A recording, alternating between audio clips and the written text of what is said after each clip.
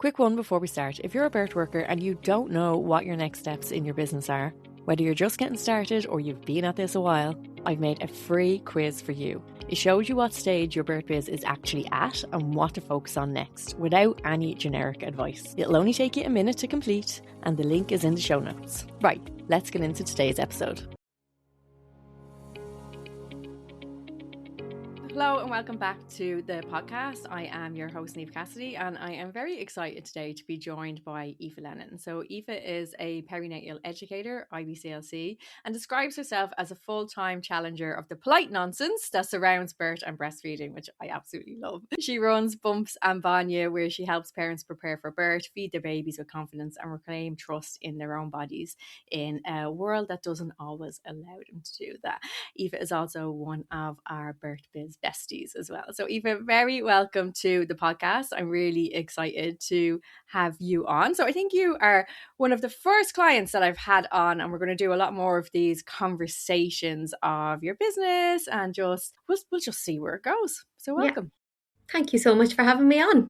You are very welcome. So let's start with what you were doing before you became self-employed, and then maybe what the journey was to get you started in this work. Yeah, so when I finished school, I went off and became a home ec teacher. So I went to Sligo for 4 years and did all of that fun. And I worked for almost 20 years as a home ec teacher up in Monaghan Town. I'm also an Irish speaker, so that's where the Bainne comes from.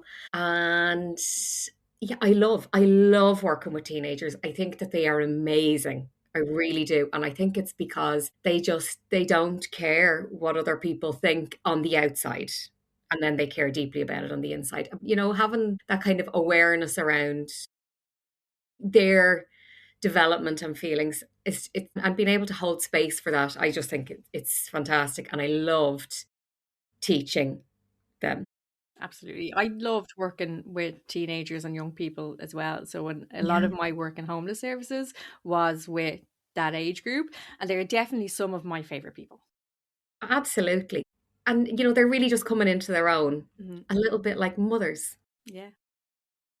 So I had my first little boy in 2017.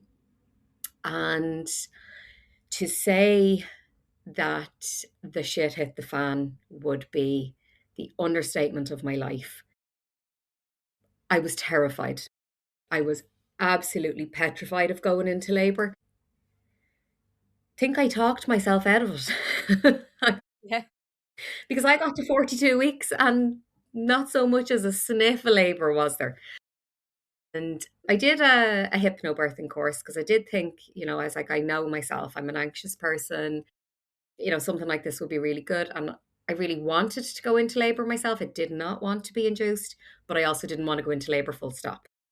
So I ended up being induced, went through the full suite of induction, a very long, tough labour, really wasn't prepared for what an induction was going to entail. Just assumed it was, you know, they're going to kickstart labour, but it'll be the same kind of labour. Because it's considered very normal. You know, so many people are induced, in particular here in Ireland, we have a really high induction rate. And it seems like it's just something that happens and it's just a way to get labour started, and then sure, everything's the same after that. So that reality can hit really hard. Yeah. And look, he came earthside, kicking and screaming, but there was a massive PPH, so a postpartum hemorrhage. There was a retained placenta. So I ended up having to go to surgery and I was separated from him. And just before all of that, shoulder dystocia. So it was like birth bingo, not the fun kind. Definitely. So how did that impact your journey to go from home ec teacher to where you are now? So it impacted my journey massively because then like the breastfeeding side of things was no easier. But I went to my local Quidju group. So Quidju is a voluntary organisation. There are breastfeeding counsellors. They are the most amazing people. They really are. And I know I count both of us amongst those amazing people. But after I had my second son, they suggested to me that I become a breastfeeding counsellor. And I thought, wow, like you actually think I could be that person for other Mm. people? And I was just so honored to have been asked to consider it. So I was like, absolutely yes. So I'd say I hadn't done the introductory day, and I thought, no, I want to do this. I want this to be more than just something Mm. I do for an hour a week. Yeah. I want to be in this life. So I finished my BFC training and then was at the Quidju conference, and Gemma, you know Gemma yourself as well, told me that she thought that, we just got chatting, and she was like, you should absolutely do the antenatal teacher training. You'd be great at it. And she really sold it. And it was like, you need to talk to Mim or maybe Sarah or Niamh. So off I went and spoke to all three. And yeah, I was in the next intake for that while I was also working towards doing the IBLCE. And I just feel like I found my people, myself in all of that. So, if did you go back to work as a primary school teacher or as a secondary school teacher, or did you stay off? Did you not go back after maternity leave that time? No, I went back full time both times. I am notorious for taking on too much, doing too much, wanting to do more than time allows for. But I'm crazily determined, Mm. stubborn, bit of, if I want to do something, I'm going to do something. And these are the things I would give out about in other people as well, my own children included. So, at what stage did you get to the point where you decided, you know, you were going to fully move your career over? At school one time, this actually is really, really random. Well, it's not that random, but during COVID, a student passed away by suicide. Not a student that I had really a whole pile to do with. But it really affected me. I was like, wow, we get one shot at this thing called life, and we get to do as much as we possibly can in that one life. And a friend of mine, another teacher, said to me one day, she says, what's the three most important things in your life? And I said, my my family, my friends, and my health. And she said, is that how you live your life? And I was like, no. And these two things both kind of compounded. And I was like, no, that's it. Everything's shifting, everything's changing. And I really started working on my mindset around, living the life that I wanted and the life that my family needed us to have. And that kind of kick started I'm going to take some time out of this career and do something else. And that is exactly what I started to do. Then that was all that coincided then with me starting the antenatal training and everything else. And I thought, yeah, I'm just gonna move my priorities, and it's almost like the stars all aligned because my children need me so much actually at the moment, and lots of other things around, their educational needs and their emotional and social needs have kind of come up in the last couple of years. And it's just such a privilege to be able to be around for them a little bit more, make my career work around their needs, supporting their needs. So I'm currently technically still a teacher, but on a career break. Mm-hmm. And I told them just the other night, I said, boys, I've applied for another career break. You know, the way mommy drops you to school every day, and they're like, yay. And one of them jumped on top of me and, Mom, what if they say no? And I said, well, if they say no, I'll just tell them I'm not coming back at all, like ever. And the other fellow was like, no, you need to write them a letter and you need to tell them that this is what you do because you're a mommy and this is what mommies do. And, like it's made such a huge difference. It's made a massive difference to who I am personally, and then to who I am as a mom as well with them. And being your own boss, like, don't get me wrong, it is hard Mm. work because you are always on, a bit like being a mom, but it's in a way that fills me up so much and has allowed me to develop as a person so much more. Yeah.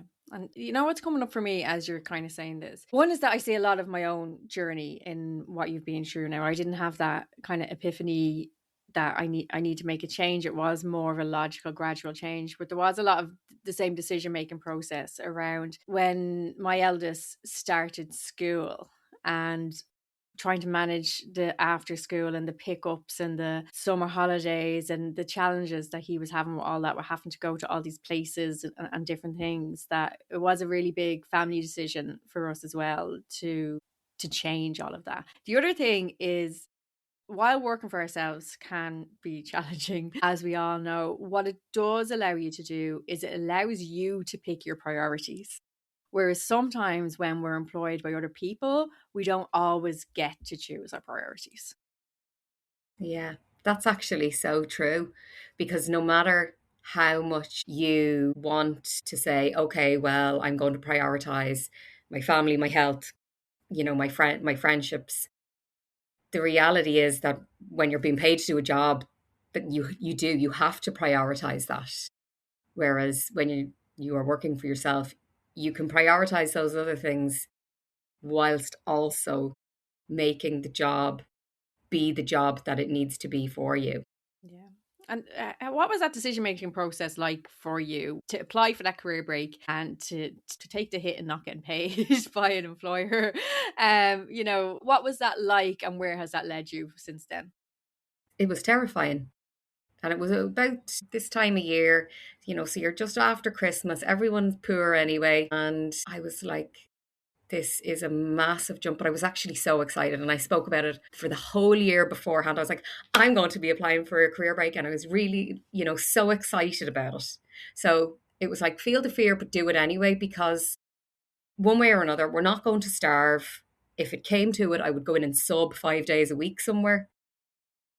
So I suppose I was lucky in that I had that kind of cushion. And I actually do a couple of days of learning support here and there now as well, because I really missed actually the teenagers. And they are great. And there are certain insights that you get from them that you can apply to the work, the birth work, and vice versa, and it's great for them to see. And this is what I would say is, as a teacher, you are a role model, and they have seen somebody who they consider to be, a fierce female, because I'm all of that. But they have seen her go out and get what she wants and be that person for her family. And I'm like, yeah, that's actually what I want those kids to see as well. I want them to see that, and particularly the girls, that as they become women, that this is what a woman can do. And for the boys to see that this is what a woman can do too. This is what, in a world of so much toxic masculinity, Mm,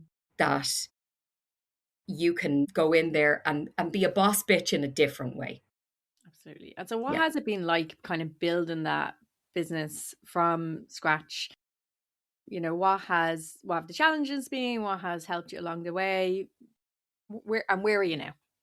Okay. So I am a grafter. I won't lie. Like, I do the work. And I love it. And but it has been hard, and it has been slow, and it has been slower maybe than I had hoped it would be, but it is growing and it is getting there. And the mindset work that I've done as part of being in the Birth Biz Besties has been a real game changer, like charging what you're worth, knowing your own worth, and being able to talk about that in a way that sits okay with your own values. Um, and being part of that village of other women who are not only, trying to do that have the same kind of goals as you, but who lift you up, who push you on, who support you. They carry you at your low moments, and they clap their hands and cheer for you at your highest. It's everything that a woman should have had when she had her children. I talk constantly about, if there's two things I talk about, it's neuroscience and the village. And the village for me started with Quidju. Mhm. And it has, like, you don't just have one village as you go into motherhood and businesshood and all the other hoods. I have my Gaelic for Mothers and Others village. And like, I couldn't kick myself out of a wet paper bag. But those women fill me up in a way that, and again, cheer me on, carry me at my low moments, all the things that a village should do. And that village that we talk about, that's required to raise a baby or really to do anything does. you know, so like I say, it started with Quidju. It went on in different friends that I had. And then as other kind of older friends had their babies and their experiences, those little villages formed. And it's now, like I say, the birth biz village. The villages are so many, but it is the most essential part, I think, of success and achievement. Um, I've just started reading Manifest Like a Mother. Have you read it? I have read that one, yeah. And I was like, oh my God, like this woman she just aligns with my values so much right now. So I'm like really leaning into that. And I'm like, like I read The Secret years ago and I was a bit like, yeah. And sometimes it can be hard to make sense of that. You think of some of the things that are happening in the world and you think those people did not manifest that into their lives. But at the same time, I'm a massive believer in serendipity. So it's, but yeah, so I'm really leaning into that now. Manifesting, I'm going to be a success and I'm already success. And I'm so grateful for that. And I'm so thankful for everyone around me who's helping me to become that. I think you touched on really important things there, in particular this idea of the village and the support that we need in life. We would both, having come from that Quidger background, be proponents of that idea that parents need support to be parents, to be families, to raise their little babies. I was only having this discussion with a breastfeeding client yesterday. The two of them, they live local to me, but they're not from here, and we were talking about the importance of kind of building those networks and getting her to our Quidju group. And we need, as human beings, we are socially and anthropologically deviated, brought towards being in community, and being in community is such a part of everything that we do, and it's just so important for our success in every area of our lives. As you mentioned, that we need, we're a together species. Even though we're seeing huge rises of individualism and through capitalism and all the other things that bring that up, the reality is the human race thrives through community and through cooperation. And when we get back to that point, we will see the world being a better place again. But in our own little circles, before I get too much into it, in our own little circles, we need to continue to foster that community and to build it up. And that is what raises all boats. Yeah, it really is. Like, you can look at other birth workers, and this is something you'll have spoken about probably on this podcast hundreds of times, probably. But when you start to look at other people as collaborators rather than competition, everything just changes and people help one another along rather and help everyone. Like you say, it helps all boats to rise with the tide rather than just one. What would you think has been kind of the biggest challenge that you have overcome so far? So I kind of had a little epiphany there during the Christmas around, when you look at your followers on, say, Instagram, and you see like that so many people like stopped following you on a day. And I was like, that really bothered me. And it always really bothers me. And you see a little dip in the followers, you're like, why did they unfollow me? What have I done to upset them? And maybe they've just moved out of that season of their life where what I'm saying is relevant. But this was my thing, is that my message is not going to land with everyone. It's not. And that's okay. And it's just, that's been, I suppose, my latest shift in mindset.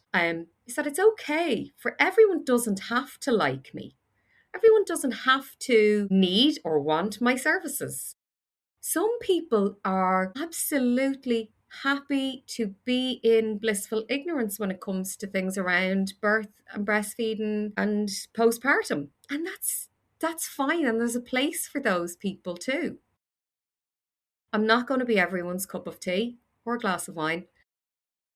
But for the people who I am, that my content, I suppose, is more directed at, and my classes are directed at. And they're the people who I want, the people who can see my value. And they're the people who will benefit most from your support as well. So I'm one of those people. I'm Marmite. You know what I mean? You like me or you don't, and that's fine. And it is a hard thing to take in because we do have an innate desire to be liked because again, you know, sociologically it means that we're more likely to be more successful as a human if we're liked, but in modern society we know that we don't need to be liked by everyone to survive. So it is something that we can kind of say, well, okay, that's okay, they weren't my people, they're not my people. Exactly. And you can't be everyone's favorite, and because then you're not yourself. Mm-hmm. And funny, I was out for dinner with my sister at the weekend, and she says to me, don't be offended by this. Ruth is very black and white. Like, everything is just as it is. I'm just going to tell you this like it is now. I definitely prefer who you've become on social media than who you were when you started out. You were just a little bit too sweet for me. No, wouldn't have been able for that. And I was like, well, thank you, I think. That is definitely a compliment. I said, yeah, I'm trying to kind of lean a little bit more into my, I hate this phrase because everyone teases me for using it, but my authentic self. I am trying to be my authentic self more, who is a feisty person, who is fierce, who is wildly feminist, and also likes things like nails and hair and, makeup. And I can do all of those things. I can be all of those things because that's who I am. Yeah, and I like I, that. I think It won't everyone hit home for everyone, but I think a lot of it'll hit people home will for the go people who through a count. similar. I think a lot of people go through a similar journey of the when you start out on social media and you start putting yourself out there of kind of behaving in the way you think people want you to be. So you're acting in a way that you think the character that you've created in your head of this birth worker is supposed to be. And it is great to see people get more comfortable and become more of themselves. I know even like in the earlier episodes of this podcast, when I listen back and I'm like, oh, that content was good, but the way I delivered it wasn't really me. And it is becoming more comfortable in our own skin in all of those things. And it has been lovely to see your journey of your personality kind of coming out online, as well as, obviously what you give to your clients, because you're giving that to them in real life anyway. So you may as well show it to them online first. Yeah, like as I said, there's no way I would have recorded a reel of myself packing the car in me dressing gown like I did the other day when I first started out. Like today I definitely did blow dry my fringe and put on a bit of makeup, but that was a for me thing. That's a dress to impress kind of, but for myself. Yeah. Yeah, I don't think I think I record more content in my pajamas than I do in my clothes, because that's usually when I have time or the space for my brain to be able to think about Yeah, things or hiding definitely. away in the bedroom. If you had any advice for someone who is maybe at that stage where you were a couple of years ago, working full time, but still, maybe is in the middle of their training or has completed their training in some area of birth work and would really like to make this their thing. Is there any advice that you would give somebody? Start planning it. It's not something that you can do overnight, but start to plan it and identify the supports that you have. There's no way, and I do mean this hand on heart, like I am incredibly lucky with my husband, as all people who are married to a spouse should be. I am incredibly lucky. Like Rory talks me down off a ledge at least once a month, where I'm like, oh my God, what did I do? I've left this permanent pensionable job with 3 months off every summer. And he's like, first of all, you haven't left it. It's still there if you want it. Second of all, you are rocking this. You're just going through a rocky spot. We are not on the breadline. We're not living off baked beans. Everything is fine. You can do this. And having someone in your corner who doesn't just nod along, but, really kind of champions it. And it can be anyone. He is, and I probably don't tell him this myself often enough, but he is amazing in that way. But identify those people, and also identify the people who might inadvertently be a little bit toxic. They're quite often people who you wouldn't identify as being toxic, but people who might, kind of plant little seeds of doubt. Saboteurs. Identify the saboteurs. Count yourself amongst them, you know, because you can't get rid of a lot of these people are people like family members. Mhm. They're not necessarily people that you can just like be like, right, cut them out. So identify your supports and your saboteurs. Start planning for it financially, emotionally, and also in terms of like the practicalities. What is that life going to start looking like? And give yourself the time to do all of that. Like there isn't a set amount of time. For some people, that could be over the course of a few weeks, maybe. For me, it took probably about 2 years to really get to that point. And I actually remember going in and saying to my then principal, I'm just telling you, like I had been toying with the idea of doing a PhD. And then I just went and I said, do you know what? I'm actually going to just step away from this for a little while, but I'm not going to do it for a couple of years. And it also meant that I knew that he was then preparing for the school adjustment Yeah. of Yeah. my loss, You've not been there. which wasn't my, it wasn't my responsibility, but I feel very responsible towards my students. Like I really, really love my students. They're after my own children, they're pretty important to me. Mhm. So I knew, and it meant I could, be like, I think that this would be a good person for us to bring in. And I I have a past pupil in teaching all of my students, somebody who, decided to follow in my footsteps. Some of the things she has said to me over the past few years while she's been working there have been just so lovely, about what a strong woman I am and what a role model I am. It's just, yeah.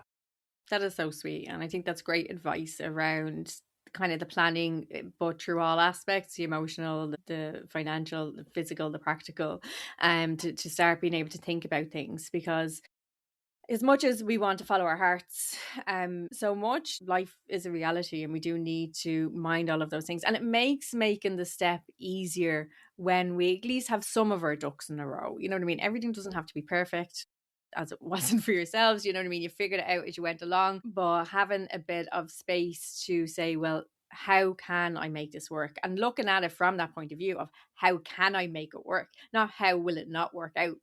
Yeah, exactly.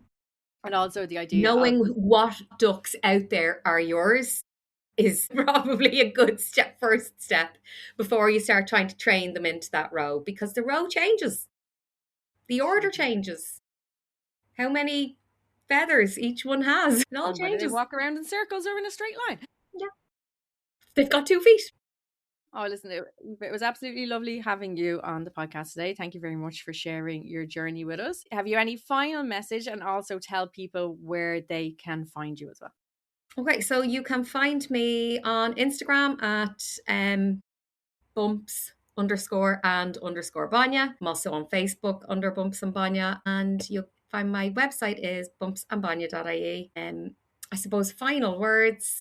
Yeah, like if this is something that you really, really want, do it, and do it for yourself as much as you're doing it for anybody else. Like I would say, hand on heart, yeah, I'm doing this for my kids, but I'm doing it for myself because I deserve to fill my cup up for me as well. I need to be able to drink from my cup as well as pour. I love that. And I think that's a great way to finish. So thank you very much again for joining us, and for everyone listening. I hope you enjoyed this episode, and please do DM us on Instagram of any thoughts that you might have about the episode. We love hearing everything about how you're feeling. If you have any questions, you know where we are. Thanks so much. Bye. Thank you. Bye.